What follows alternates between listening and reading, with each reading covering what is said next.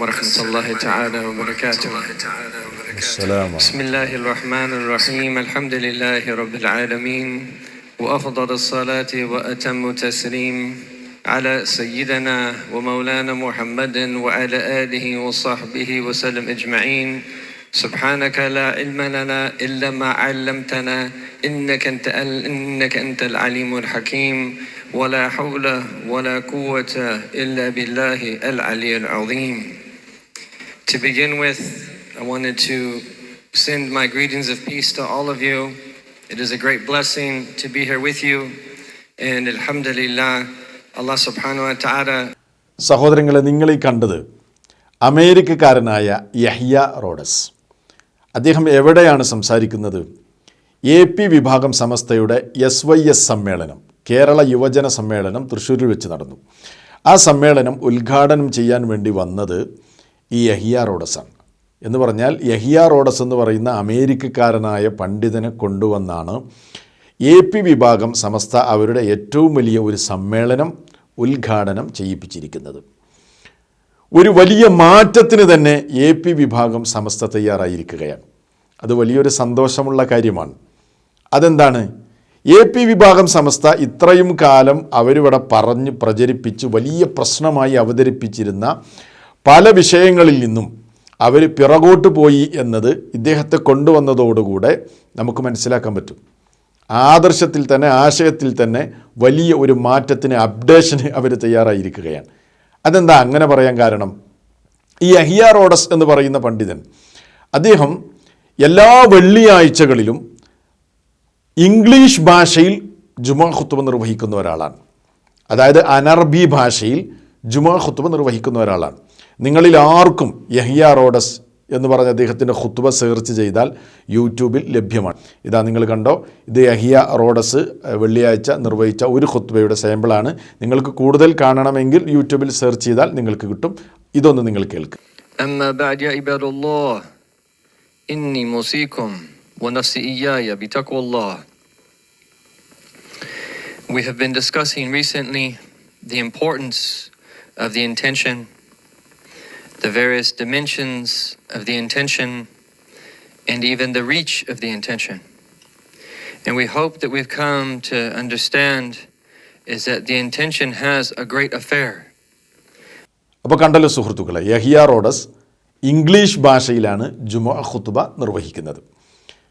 അപ്പോൾ അറബിയല്ലാത്ത ഭാഷയിൽ വെള്ളിയാഴ്ച ഖുത്ബ നിർവഹിച്ചു കഴിഞ്ഞാൽ എന്താ സംഭവിക്കുക? അത് വലിയ ഉസ്താദ് AP അബൂബക്കർ മുസ്ലിയാർ കാന്തപുരം തന്നെ പറയുന്നുണ്ട്. അദ്ദേഹം പറയുന്നത് ആദ്യം നമുക്ക് കേൾക്കാം. കാന്തപുരം മാത്രമല്ല, പേരോട് പറഞ്ഞിട്ടുണ്ട്, അലവി സഖാഫി പറഞ്ഞിട്ടുണ്ട്, അതേപോലെ ഇവരെല്ലാവരും പറയുന്നൊരു കാര്യമാണ്. എന്നാൽ കാന്തപുരം കുറച്ച് സ്ട്രോങ് ആയിട്ട് ഈ വിഷയം, അതിൻ്റെ ഗൗരവം ഒന്ന് പറയുന്നുണ്ട്. അത് നമുക്കൊന്ന് കേൾക്കാം. അറബിയല്ലാത്ത ഭാഷയിൽ നിർവഹിച്ചുകൊണ്ട് ജുമാ നിസ്കരിച്ചാൽ ഖിയാമത്ത് നാൾ വരെ ആ ജുമാ സ്വഹീഹല്ല, അത് ബാത്തിലാണ്, തള്ളപ്പെട്ടതാണ്, കുറ്റകരമാണ്. യാതൊരു സംശയവും ഇല്ല. ആരെങ്കിലും മഞ്ചേരി പോകുമ്പോ തൽക്കാലം ഇവിടെ കയറിക്കട്ടെ എന്ന് കരുതിപ്പോകണ്ട. നിങ്ങൾക്ക് വേറെ ജുമാ ഇല്ലെങ്കിൽ ഈ പരിഭാഷ ജുമായിൽ കൂടണ്ട. നിങ്ങൾ ജുമാ നിസ്കരിക്കണ്ട.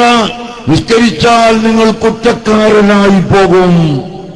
ഒന്നുമില്ലാതെ നിസ്കരിക്കുന്നത് പോലെ, ജനാപത്തോടുകൂടി നിസ്കരിക്കുന്നത് പോലെ തന്നെ കുറ്റമുള്ളതാണ് ഈ പരിഭാഷ ചെയ്യുന്ന ജുമുഅ എന്ന് എന്റെ പ്രിയപ്പെട്ട മുഅ്മിനീങ്ങളോട് ഞാൻ ഓർമ്മപ്പെടുത്തുന്നു. കേട്ടില്ല സുഹൃത്തുക്കളെ? അപ്പോൾ അറബിയല്ലാത്ത ഭാഷയിൽ, അനറബി ഭാഷയിൽ ഖുത്ബ നിർവഹിച്ചു കഴിഞ്ഞാൽ എന്താണ്? ആ ജുമുഅ തന്നെ സ്വഹീഹല്ല, ആ ജുമുഅ ബാത്തിലാണ്, സ്വീകാര്യമല്ല എന്നാ പറയുന്നത്. മാത്രമല്ല, വുളൂ ഇല്ലാതെ നിസ്കരിച്ചവനെ പോലെയാണ്, അത് കുറ്റകരമാണ്. മാത്രമല്ല, അത് പുത്തൻവാദമാണ്, പുത്തനാചാരമാണ്.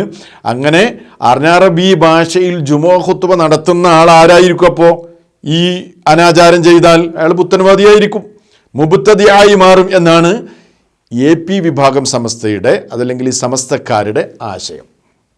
കേട്ടില്ലേ? ഇനി ഞാൻ ചോദിക്കട്ടെ AP വിഭാഗം സമസ്തക്കാരോട്, നിങ്ങൾ യഹിയ റോഡസിനെ കൊണ്ടുവന്ന് നിങ്ങളുടെ ഏറ്റവും വലിയ യുവജന സമ്മേളനം ഉദ്ഘാടനം ചെയ്യിപ്പിച്ചപ്പോൾ ഒരു പുത്തൻവാദിയെ കൊണ്ടല്ലേ നിങ്ങളുടെ സമ്മേളനം നിങ്ങൾ ഉദ്ഘാടനം ചെയ്യിപ്പിച്ചത്? കാരണം എല്ലാ വെള്ളിയാഴ്ചയിലും ഇംഗ്ലീഷ് ഭാഷയിലല്ലേ ഇദ്ദേഹം ഖുത്ബ നിർവഹിച്ചു കൊണ്ടിരിക്കുന്നത്.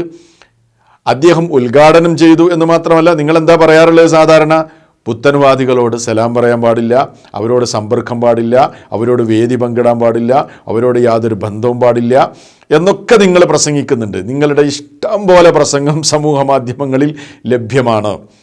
അപ്പോൾ നിങ്ങൾ നോക്കൂ, നിങ്ങളുടെ ആശയത്തിൽ നിന്ന് നിങ്ങൾ പിറകോട്ട് പോയില്ലേ? നിങ്ങൾ പുത്തൻവാദിയെ കൊണ്ടുവന്ന് നിങ്ങളുടെ സമ്മേളനം ഉദ്ഘാടനം ചെയ്യിപ്പിച്ചിരിക്കുകയാണ്. അപ്പോൾ നിങ്ങളുടെ ഇത്രയും കാലം നിങ്ങൾ പറഞ്ഞു വന്നിരുന്ന നിങ്ങളുടെ നിലപാടുകളിൽ നിന്ന് നിങ്ങൾ പിറകോട്ട് പോയി. ആ നിലപാട് പൊളിഞ്ഞില്ലേ? AP വിഭാഗം സമസ്തയാണ് ഇതിന് മറുപടി പറയേണ്ടത്. ഇദ്ദേഹം ചെയ്തത് പുത്തനാചാരമാണ്. ഇദ്ദേഹത്തിൻ്റെ ജുമാ ബാത്തിലാണ്. എല്ലാ വെള്ളിയാഴ്ച ഇങ്ങനെയാണ് ഇദ്ദേഹം ജുമാ ഖുത്ബ നിർവഹിക്കുന്നത്.